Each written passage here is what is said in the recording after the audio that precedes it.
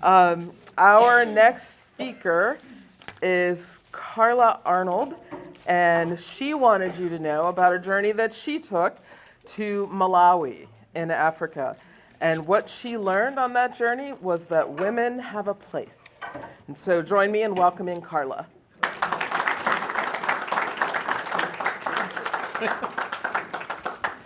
Good evening, everyone. My name is Carla Arnold. I was born and raised on the north side, so I'm a true north sider. My story is about plans and plans that you make. And you know that sometimes when you make a plan, sometimes it goes awry.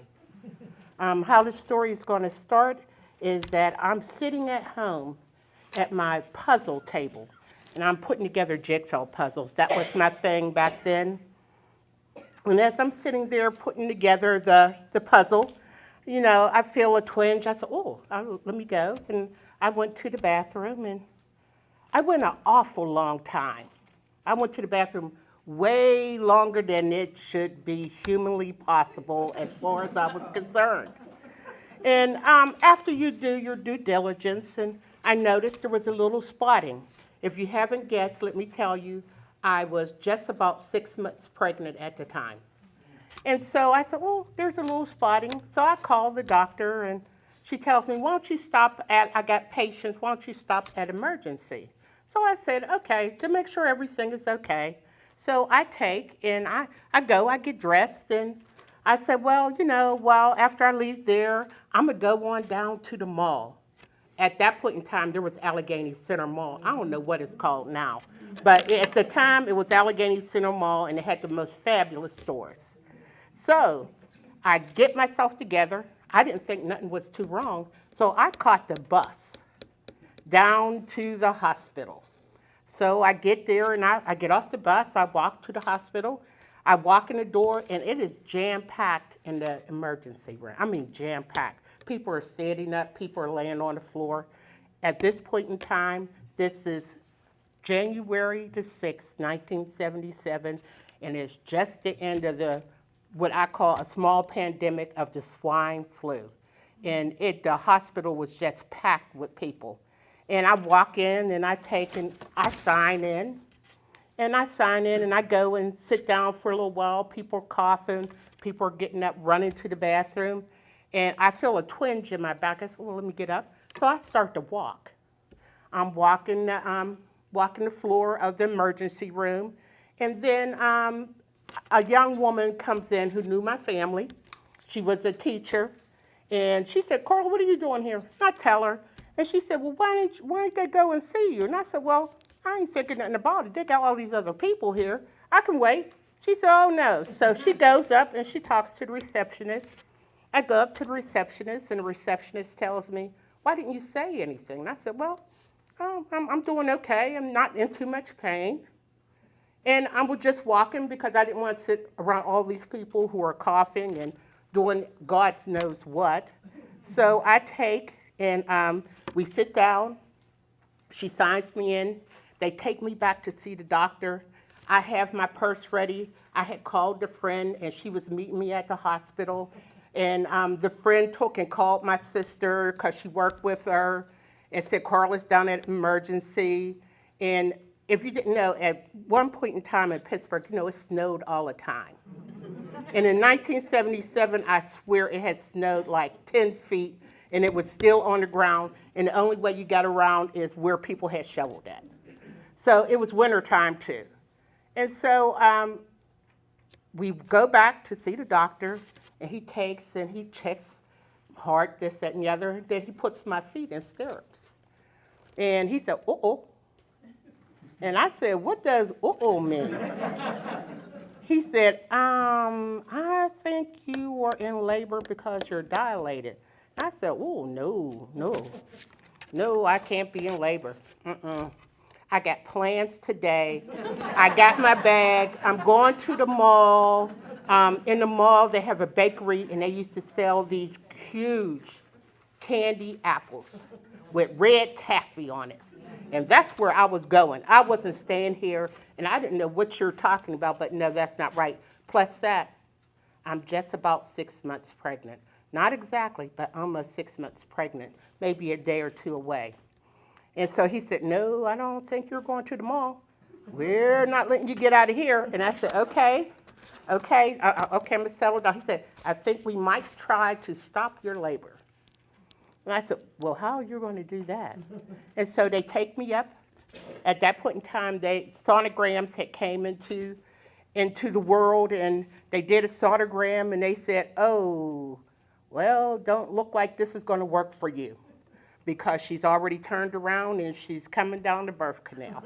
So there is no stopping this. I said, well, can't you turn her back?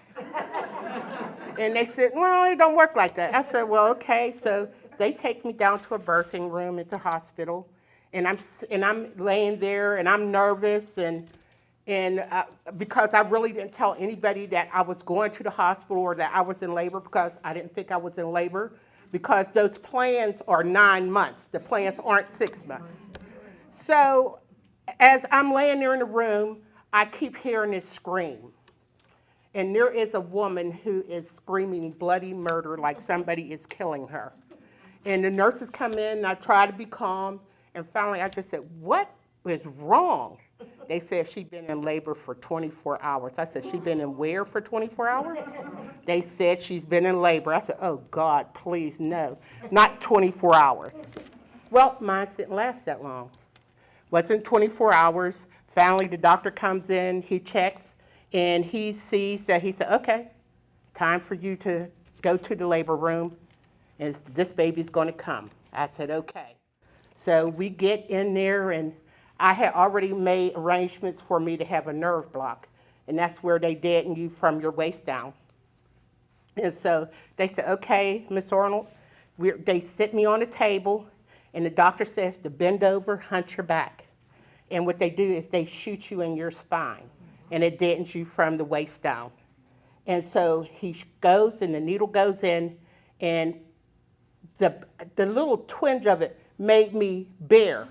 And when I bear down, the head of the child popped out, and the head is screaming, and I'm going, what is going on? The head is screaming, and I'm going, oh my God, and the doctor is saying, get her arms, don't let her move. I still got the needle in her spine. I'm saying, oh Lord, have mercy. And so finally, the doctor said, okay, he gets the needle out. There's a nurse that got one leg, the nurse, and they switched me over. The head is still crying and screaming. She can't come out because the shoulders are too big, and apparently I wasn't wide enough. And so what happened, they said, well, you know, we're going to have to cut you. It calls a episiotomy. And so they cut me. I said, well, you know what? I'm not exactly dead and down there yet. They said, well, that's too bad. And so they give me a cut. They pull her out. And there's this cone-head red baby. And I'm going, wow, is that what they look like? And I noticed that the nurse took her over, and he's rubbing her head, and that you start to realize that in that time they took and they rubbed the head to start to form the skull. And I'm going, oh my goodness, this isn't what I planned. I'm supposed to be at the mall right now. That candy apple, I'm not going to get the candy apple today. So I took, and they take me in, you go into recovery, you take your baby.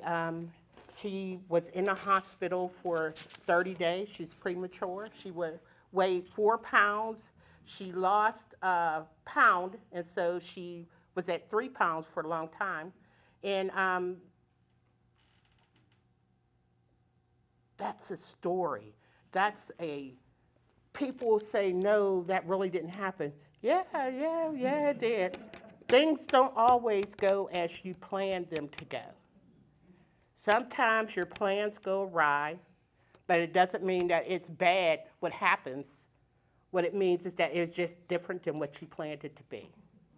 Sometimes God has another purpose for you to learn, another lesson for you to learn. And my lesson for you to learn is that for me anyway, that I wasn't having any more kids.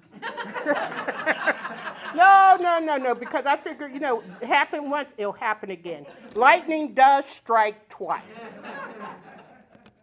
So, and all of that, my family came together, everybody finally got there. They take me up to the room, I'm in recovery.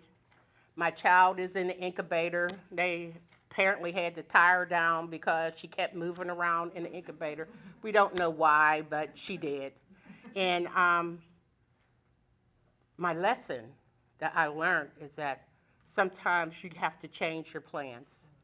Sometimes things are going to happen differently than what you want them to happen. And right now, that child born 1677 is sitting back there in the audience. She's 46 years old, and she has her own mind and her own set.